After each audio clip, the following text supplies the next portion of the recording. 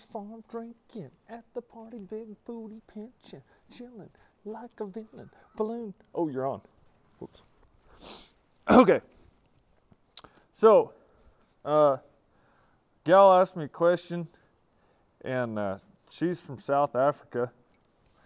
And when my beautiful bride and I first got married, she was not old enough to go to bars, and I was.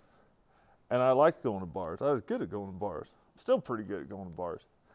But she couldn't get into bars, but somehow or another, she had a passport from South Africa. So we'd go in there and she'd flip this passport and it didn't have a picture or something, I don't remember. But then she'd just speak gibberish because nobody knows what Afrikaans actually sounds like. And then, don't pounce on me. And then I would pretend to translate what she was saying, and it worked like 9/10 of the time. And that doesn't have anything to do with anything other than if you get a chance to tell a funny story about South Africa, you got to do it. Anyway, this gal, she asked me something about snaffle bits, and to be perfectly honest with you from her question, I didn't really understand what she was talking about. And that's not her fault, I just didn't understand. But it was like, what is my snaffle bit protocol or something? So I'm just going to kind of wing this. So this horse, this is Rooster, he's 5. And I got him hobbled just because he's a menace. And he's way out of a snaffle bit, but he's just a gentle horse, and this is easy to show it on him. This is a snaffle bit that I start riding a lot of these colts in. Not all of them, not 100% of the time, but this is a standard one I use a lot. It's a non-Dodge copy. This is what people would call sweet iron, which is just really high carbon steel, so it's got a lot of flavor in it. Got a lot of salivation.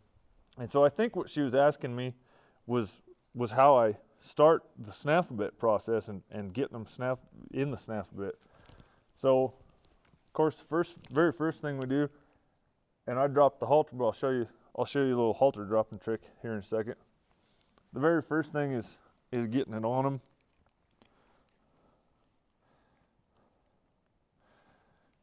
And especially with them baby colts, you ask, you don't tell.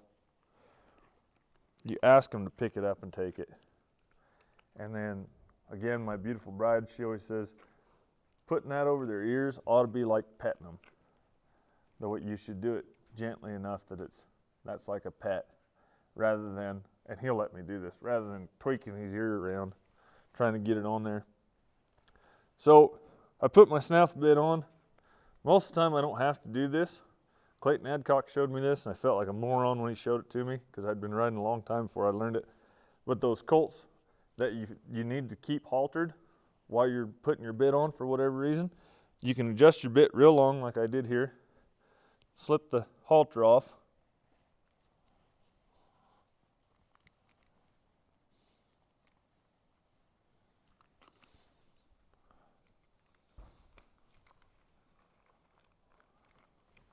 Ta-da!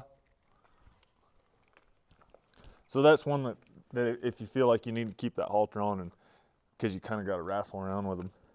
So here's what I think she was asking, was how do you adjust this, how I want it when I first start them.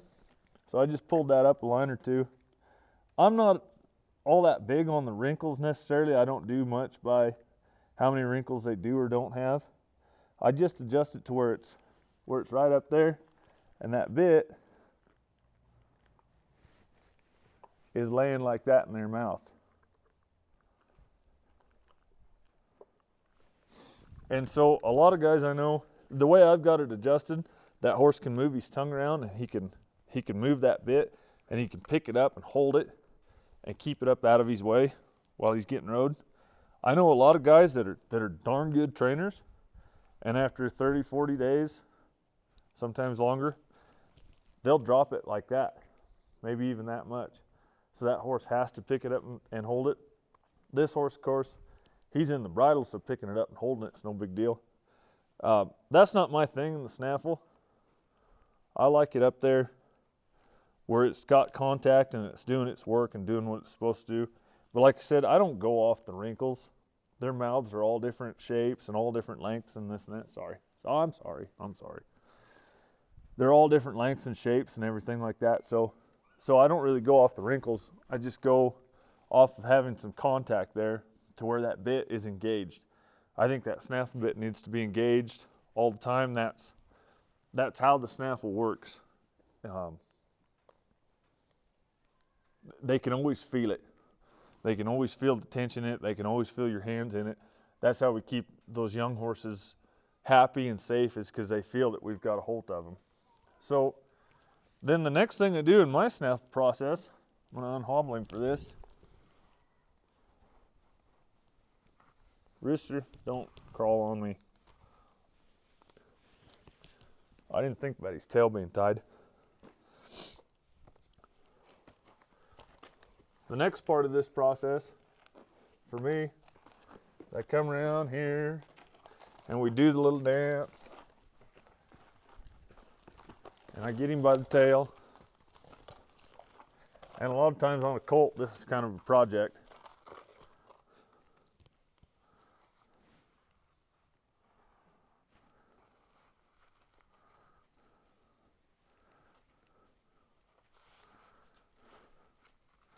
Then I tie it off to that tail. And I leave them in the round pen like that for a couple of minutes. Not for very long. I don't want to get their neck sore. But I just leave them a couple of minutes where they learn to bend like that. And we're loose here in the hay barn, so I'm not going to let it go for very long. And I do that both sides. Because on a horse, anything that's pulling against his tail, he'll always pull that tail against it. And so he'll do essentially what I would end up doing, getting on him and bumping him around. And when he gives to it, give. And when he pulls on it, I bump him. And he steps on my foot. And so that's what I do with that tail. I just let him go argue with that tail instead of arguing with me.